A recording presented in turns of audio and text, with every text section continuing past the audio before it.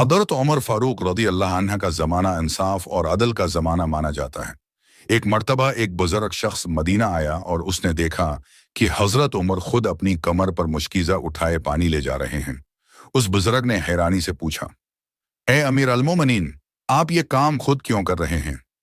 حضرت عمر نے مسکراتے ہوئے فرمایا، میں چاہتا ہوں کہ قیامت کے دن میرے بوجھ کو کوئی اور نہ اٹھائے، میں خود اپنا بوجھ اٹھانا چاہتا ہوں۔ اسی طرح ایک مرتبہ ایک آدمی حضرت عمر کے پاس آیا اور کہا کہ ایک افسر نے اس پر ظلم کیا ہے۔ حضرت عمر نے فوراً اس افسر کو بلوایا اور عام لوگوں کے درمیان اس پر مقدمہ چلایا۔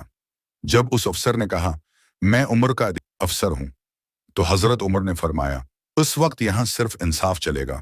حضرت عمر کے عدل و انصاف کی وجہ سے لوگ امن اور انصاف محسوس کرتے تھے اور ظلم کرنے والے کانپتے تھے۔ یہ واقعہ ہمیں سکھاتا ہے کہ انصاف اور اپنی ذمہ داریاں خود ادا کرنا مسلمانوں کی پہچان ہے، اور جب تک انصاف زندہ رہتا ہے اس وقت تک اللہ کی رحمت اس قوم پر برستی رہتی ہے۔